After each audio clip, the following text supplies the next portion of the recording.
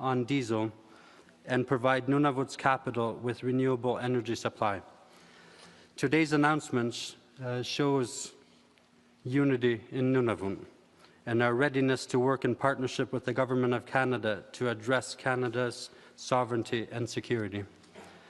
Earlier this month, President Iqaluit and I announced our intentions to be able to collaborate on a Made in Nunavut Arctic security and sovereignty strategy.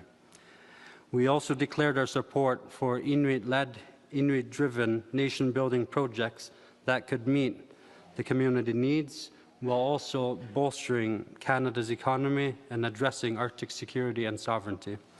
Nunavut has the critical minerals the world needs, and we are ready, and we are already home to one producing green iron here in the territory. However, that's just the tip of the iceberg. The government of Nunavut, Nunavut Tungavik, have called on the Government of Canada to back Inuit-led nation-building initiatives that could be expedited as they have the backing of the regional Inuit associations as well as the local communities. There is certainty here in Nunavut. And unlocking Nunavut's economic potential, whether it's in critical minerals, energy, or fisheries, will not only benefit our territory, but it will also bolster the economic opportunities right across this country. This is because Nunavut relies on Canadian provinces in the south for materials, from lumber to steel to fuel. An investment in Nunavut means an investment in Alberta, Manitoba, Quebec, or Ontario. It is time to expand Canada's nation-building efforts in the north. Our vast Arctic regions and the third and longest coasts can no longer be seen as vulnerable.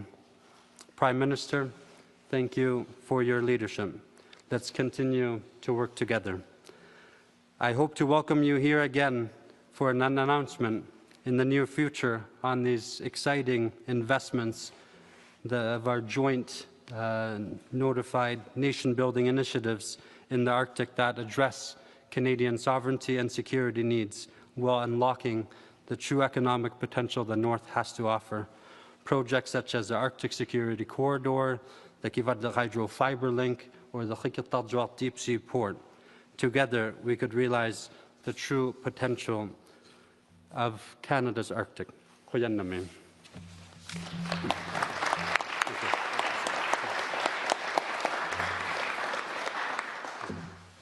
Thank you so much, Premier. Et bonjour tout le monde. Before I begin my prepared remarks, I just think it's important to acknowledge the findings from the Prairies Green landfill in Winnipeg and express to the families of Mercedes, Myran, and Morgan Harris, and to everyone who loved these women, recognition of just how horrific it is to relive this tragedy over and over again. And I hope that this unfortunate events today begin to provide some of that closure that is needed. Monsieur le Ministre Blair, Général Carignan, Chef de l'État-Major, Monsieur le Premier Ministre, merci de vous joindre à moi aujourd'hui. I would also actually like, if I may, to acknowledge Commissioner Ariak, who welcomed me and the members of the G7 here a little more than a decade ago. And I have to say that it was the reality of being in Nunavut and being in the chamber and facing a need for, or a chamber and a body now led by Premier Iqaluit, PJ, a chamber that runs on consensus, and a G7 that prior to this did not have consensus and then began to develop, and I believe it was inspired by your example and by the example that exists here. So thank you. Thank you for welcoming me to the north, to the land of my birth, the land that's always helped me, everything, my family, my educations, and my values. You know, Canada is strong when we recognize Indigenous peoples as the original stewards of this land, who remind us of the deep roots from which we grow and underscore the values to which we aspire. And this is one of the many reasons why my first official trip as Prime Minister is here in the Inuit Nunavut. Canada is strong when we build constructive nation-to-nation partnerships. And it's strong when we work with Inuit, Métis, and First Nations communities across the north and across the country. And that's why Canada's new government is taking action to protect the north, affirm our sovereignty, but to also develop our potential by investing over $250 million in reliable electricity and new affordable housing. Nous agissons pour développer le potentiel du Nord en investissant plus de 250 millions de dollars dans une électricité fiable et des logements abondants et abordables. This includes building and repairing over 570 homes, ensuring communities have access to safe and dependable power today, building renewable energy security for tomorrow, and in the process, creating more good, high-paying jobs across Nunavut. But as we take action to build a better future together, we must invest in Canada's north to defend our sovereignty. Arctic sovereignty is a strategic priority of our government. Recently, Minister Blair announced over $2.67 billion in investment in military facilities, including one here in Iqaluit. Récemment, le ministre Blair a annoncé un investissement de 2,67 milliards de dollars dans des installations militaires, dont une ici à Iqaluit, parce que les habitants du Nord et tous les Canadiens et Canadiennes attendent de nous que nous assurions leur sécurité. La sécurité de l'Arctique est une priorité stratégique de notre gouvernement. And today I'm announcing that our government will be working with our long-standing defense and security partners, Australia, to build a new long-range, over-the-horizon military radar system. This is an investment of more than $6 billion in the most advanced and efficient radar system. The over-the-horizon radar system will enable Canada to detect and respond to both air and maritime threats over our Arctic faster and from further away. It will, most fundamentally, keep all Canadians safe. Aujourd'hui, j'annonce que mon gouvernement travaillera avec notre partenaire de longue date en matière de défense et de sécurité, l'Australie, afin d'élaborer une nouvelle technologie de radar transhorizon perfectionnée. Un investissement de plus de 6 milliards de dollars. En même temps, on renforce la présence des forces armées canadiennes pour dissuader, détecter et protéger l'Arctique et notre souveraineté. Nous allons investir près de 420 millions de dollars pour protéger notre souveraineté terrestre, aérienne et maritime, grâce à une présence accrue, soutenue et permanente dans l'Arctique.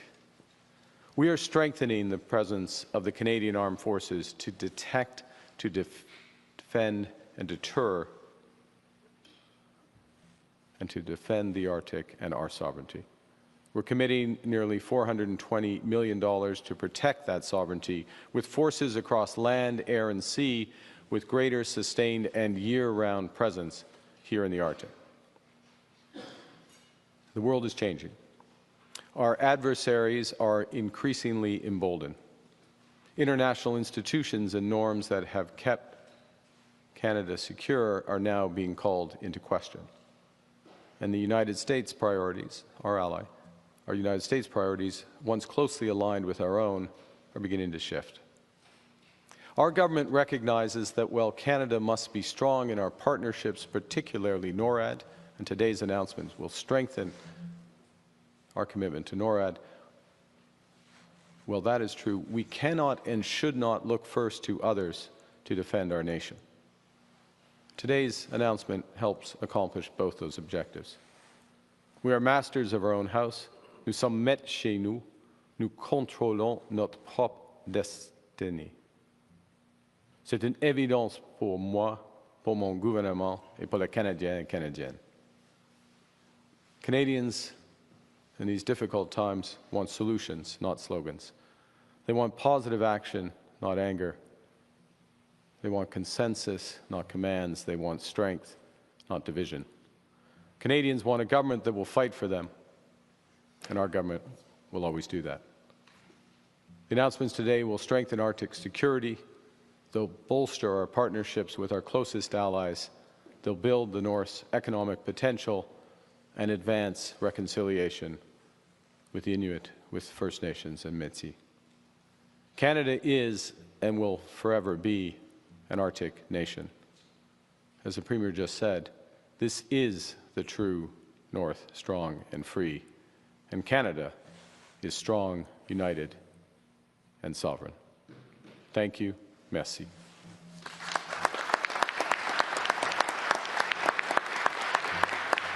And with that, we'll take questions. Merci, Monsieur le Premier ministre. Nous allons prendre une quinzaine de minutes de questions. We'll take about 15 minutes of question. First question. Please go ahead at the mic. Go ahead, Mercedes.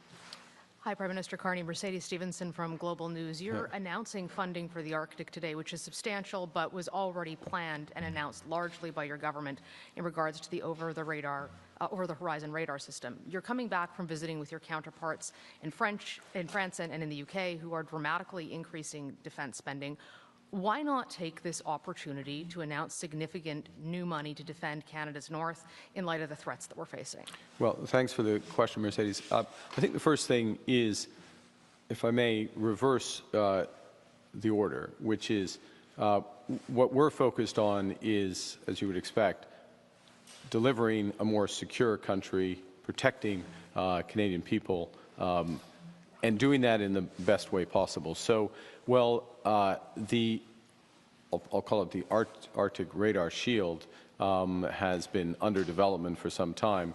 There has been a process led by the Minister of Defense, and I want to thank the Chief of the Defense Staff with important input, a long process to determine what is the best way to do that, both value for money for taxpayers, but very importantly as well, how can we implement something as quickly as possible and as effectively as possible?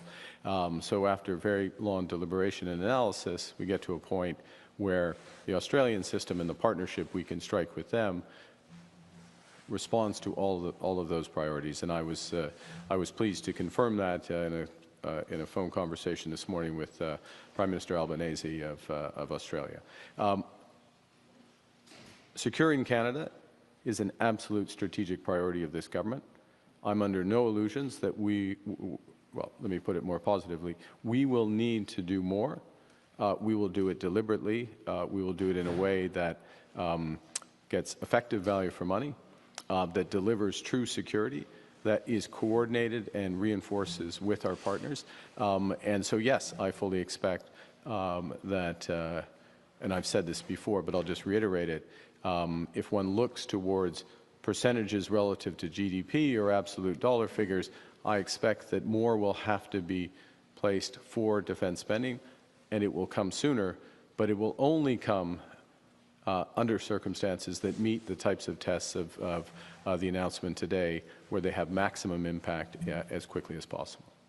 In regards to the Northwest Passage, which multiple American administrations have not recognized Canada's sovereignty over, are you particularly concerned about the Northwest Passage in light of Donald Trump's comments about Canada's Arctic and his desire to defend it unilaterally without our consent? Well, the Northwest Passage is Canadian sovereign. These are Canadian sovereign waters. These are internal waters to Canada, and we first and foremost need to take steps to assert that sovereignty in several ways. And one of the ways, and I had discussions with the Premier, we had discussions moments ago on exactly issues around how we develop communities and economic opportunities abutting the Northwest Passage.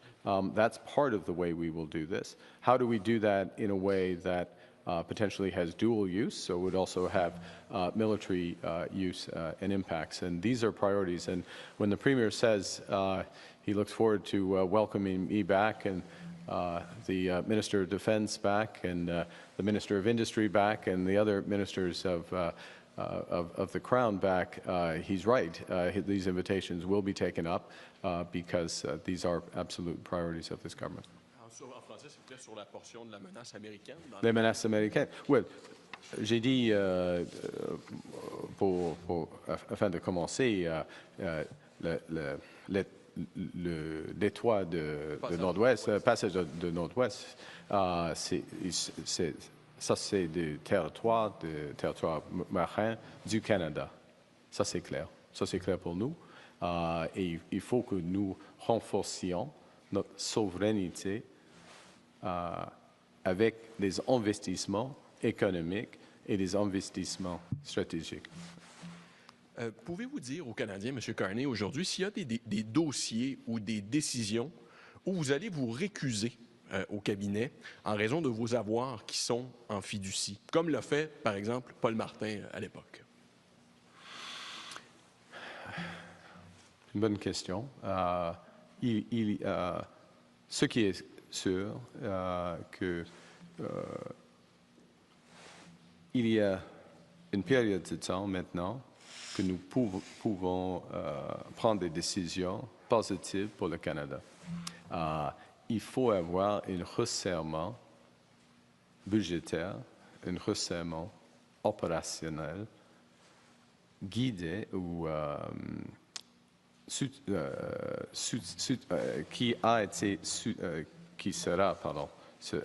qui vont être soutenus par une augmentation de productivité. Et c'est la raison pour laquelle je parle, juste pour être bien clair, je parle de vos avoirs personnels, de vos actifs. Oh, mes actifs personnels. Oui. Oh, je m'excuse. Je m'excuse. Comme M. Martin, qu'est-ce qu'il a fait? C'est que, est-ce que vous allez vous récuser? Oui, récuser. Ah oui. Je comprends. Je m'excuse. Je comprends maintenant. Pardonnez-moi. Oui, parce qu'on a des discussions, comme d'habitude. On fait une fiducie avec, mais avec le commissaire d'éthique, probablement il va créer des screens comme M. Martin a fait quand il était Premier ministre.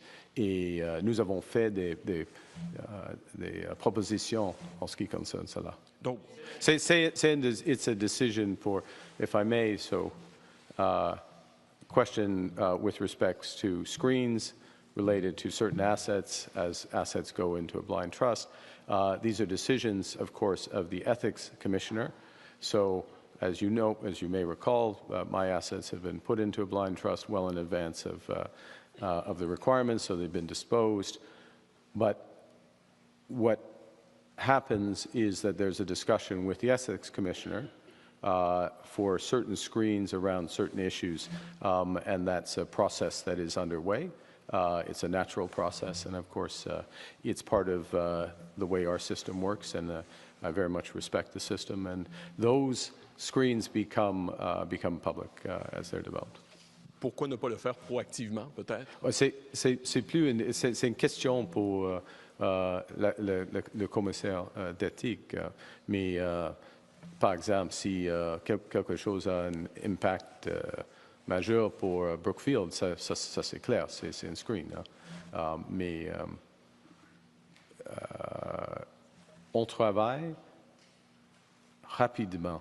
Je travaille rapidement en ce qui concerne des enjeux là. I'm working as fast as I can. Recall that, and I didn't set these rules. They were set by government of which Mr. Poilievre was a member, that the time horizon is measured in months. I worked in advance, actually, of becoming Prime Minister in terms of the disposals, and in the matter of days and weeks in terms of having these screens. Next question. Hi, Rob Gillies from Associated Press. You will have a call with President Trump in the coming days. What are your expectations for the president in that call? I think, let me say a few things. The first is that the President of the United States, the Prime Minister of Canada, but certainly the President of the United States has many responsibilities, and there are many issues. I can think of many geostrategic issues that the President is helping to lead on, and you can think of events most recently in with respect to the Houthis and all the way through to trade and other aspects. So there's a wide range of issues to be discussed when we do connect. With respect to trade, I look forward to, at the appropriate time, having a discussion as to sovereign nations that is comprehensive, not targeted at one issue. Putin and Trump had a 90-minute call at least today. Are you comfortable with that? Well, I mean, maybe I'll refer back to my previous answer, which is that there are a range of issues, and one of the issues that I discussed both with President Macron yesterday, Prime Minister Starmer last evening, discussed on the weekend with a series of leaders, is how to get Russia to be an active and willing participant in a ceasefire in Ukraine. So anything that the President can do to make that happen, and he's committed to make that happen, anything he can do to make that happen that respects the territorial integrity of Ukraine, that meets a series of other conditions that have rightly been set out by the government of Ukraine, I fully support. We'll do last question, dernière question. Prime Minister, hello. Martina Steves-Gridneff for the New York Times. Welcome. Wow, to you too, sir. Yeah, welcome. Thank you very much. My question is a little broader, pertains to my colleague's question. Your predecessor shared his assessment with the Canadian people and the world that President Trump's goals and motives in Canada were to economically crush the country in order to annex it. I know you've only been in power for a few days, but I'm sure you've had briefings and meetings. And I wonder, ahead of this phone call with President Trump, do you share Prime Minister Trudeau's assessment, or have you made your own personal assessment about what President Trump really wants from Canada? Well, I think first and foremost, I think what President Trump wants, he wants several things. One is he wants to end the fentanyl crisis in the United States. I respect that. He wants good, high-paying jobs in America. He wants more investment in America. He wants repatriation of many American industries and firms to the United States. So, and I fully respect that. I think he will respect that as Prime Minister of Canada, I want to end the fentanyl crisis in Canada. I want to grow good, high-paying jobs in Canada. And of course, I want to protect with my colleagues and reaffirm and reinforce our sovereignty of all of Canada. So that's the starting point for the discussion. Just listening closely to your answer, Peut-être la dernière question et je peux faire un résumé. Oui. Just listening closely to your answer previously, it sounded like you may be changing, and listening to what you said last night about the limits of retaliatory tariffs, for example. It sounds like maybe you are nuancing your strategy vis-a-vis President Trump by perhaps leaving trade talks to others. We know you have authorized these conversations to happen in Washington, D.C. as early as this week at USTR level. Are you going to be trying to focus more on positive things that you can talk about with President Trump? I wouldn't necessarily have that characterization. What I'm saying is severalfold. The first, and I'll go back to where you started with your previous question, which is we are focused on building this economy. Today's announcement is, of course, about sovereignty, it's about protection, but it's also about building the economy here in Nunavut. We are going to build Canada out. Canada is strong, and it's going to get stronger. We can give ourselves more than anything that President Trump or other trade partner can take away. Okay? That's a basic point. And that if there is a misconception of that in the United States, I'm not saying the President has that misconception, but if there's a misconception of that, we are going to disabuse that misconception. We're going to grow this economy because that's good for Canadians, better for our future, and we can do it, and we're going to do it. In terms of discussions, what I'm saying is that there are a series of trade initiatives from the U.S. Such that they've called into question the validity of USMCA, since you're in New York Times, how you would refer to it, USMCA. And that means that we should have a broader conversation about our commercial relationship, which also involves a conversation about our security relationship with the United States. So I'm less interested in reacting to every initiative, putting on the table that we want to have that broader conversation. It won't happen overnight. There's no magic one meeting that is going to unlock things. And of course, we have regular conversations with the U.S.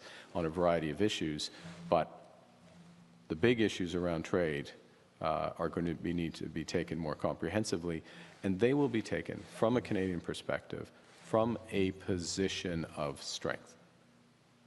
We can take time. We're going to get stronger, and these initiatives are going to weaken them. Alors, your first question, afin de faire la traduction, sorry, in order to do the translation, remind me on the first one again? Yeah.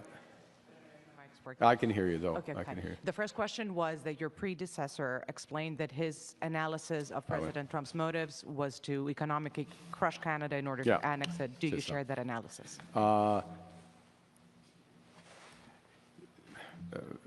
Selon moi, je respecte Monsieur le Président Trump. Il a plusieurs objectifs. Premièrement, de mettre fin à la crise de fentanyl aux États-Unis. C'est le même pour moi ou pour nous ici au Canada. Deuxièmement, il veut créer des jobs, des bons jobs là aux États-Unis. C'est le même pour nous au Canada, mais pour les Canadiens et les Canadiens, évidemment. Alors, et notre économie est forte. Notre économie est forte. Ça, c'est clair. Et avec les investissements, comme les investissements que nous venons d'annoncer aujourd'hui, l'économie devient de plus en plus forte. Ça, c'est notre stratégie économique. Et quand les États-Unis, comme M. le Président, est prêt d'avoir des discussions sérieuses et compréhensives, nous sommes prêts. Nous sommes prêts maintenant de le faire. OK? D'accord. Je crois que ça suffit. Merci. Merci beaucoup. Thank you very much. Thank you, everybody. Okay. Thank you, sir.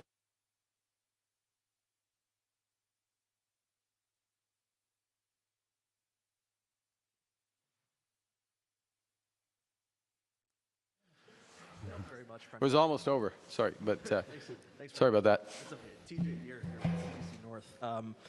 Historically speaking, there's been a lack of investment in Nunavut. As a result, more than half of Nunavummiut are living in an overcrowded house, and they're also food insecure thanks to the astronomical cost of living in this territory. How can people in Nunavut trust you and your government after previous governments have said in the past a lot of words but delivered, comparatively speaking, little action? And how can things be different this time? Yeah, no, I absolutely understand your question. And I think a couple of things. One, you build trust, if I may, you build trust with results and over time, and particularly if that lack of trust also reflects overpromise, underdeliver. So few things to start that process of building trust and reinforcing trust. First, you listen. You come, you sit down, actually come here, you sit down, you listen to the priorities, you respond to those priorities. Secondly, you make the time. You know, part of my role as Prime Minister is how do I allocate my time? So I allocate my time on my first official, if you will, trip within the country to come right here to Nunavut, because I know the importance of the economic challenges, the scale of those challenges, as well as the strategic importance. Third thing is, when you announce something, you follow up. You follow up and make sure that it's followed through. So we have a housing announcement in partnership with the territorial government. We will be following up to make sure as much as possible that the funds are dispersed on time, that the building is done, and as well, and this was part of our discussion earlier today, is as much as possible that the supply chain, if I can use that term, for the housing also draws on strengths, emerging strengths in this economy, for example, in the modular housing sector that is just beginning to be developed. So yeah, I recognize the issue. You build, you respond to it by delivering and delivering over time and showing the importance of being here. Thank you. Was there one other question, or? Yes, just one English Yeah. and French. Hello. Mr. Carney, Macdonald Institute said that Canada is sleepwalking into Arctic irrelevance, and they're saying that Think Arctic should become a reflex for the government. First of all, do you agree, and how do you think this should be done? Well, a reflex is something you do unthinkingly. A strategic priority is something you do deliberately and you think through. This is a strategic priority. It's a strategic priority in defense. It's a strategic economic priority. You work in partnership. You work and you follow through. So the commitment is here. I mean, again, I'll refer to my answers previously to we have to deliver on those commitments. The commitments are here, but they're deliberate. They're thought through. They're informed. And that's the way we'll move forward, as opposed to a reflex, which I don't want to focus too much on the word, but something that doesn't rise to those standards. Okay? Quickly in French. Mathilde Servier, Radio-Canada. Vous annoncez une série d'investissements dans le Grand Nord. Vous êtes ici, vous dites, pour écouter les communautés. Ouais. À ceux qui répondent que ces investissements arrivent un petit peu à minuit moins une, qui arrivent un petit peu trop tard, qu'est-ce que vous répondez aux résidents du Nord qui ont ces préoccupations-là? C'est aujourd'hui, c'est le moment. Il faut commencer. Il faut commencer maintenant. I mean, oui, il y a une histoire. Il y a des, c'est clair, il y a des gens qui sont déçus par rapport à l'action du gouvernement du fédéral. Mais nous agissons maintenant. On commence aujourd'hui et il faut continuer. D'accord, merci. Merci beaucoup. C'est ce qui m'a fait la conférence de presse. All right, take time again.